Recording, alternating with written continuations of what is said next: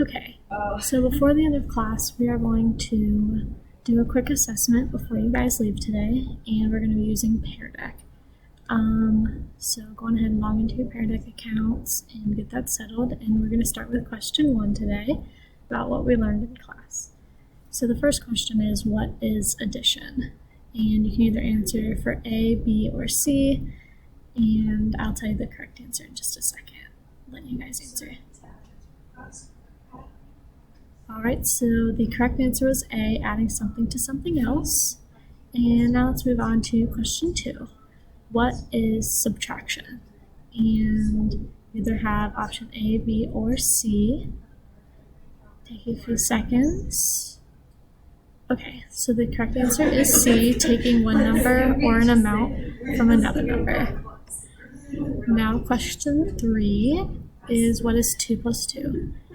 Give you a couple seconds. Okay, the correct answer is C, 4.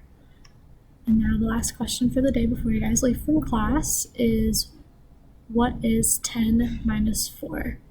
I'll give you a couple seconds to answer. And the correct answer is B, 6.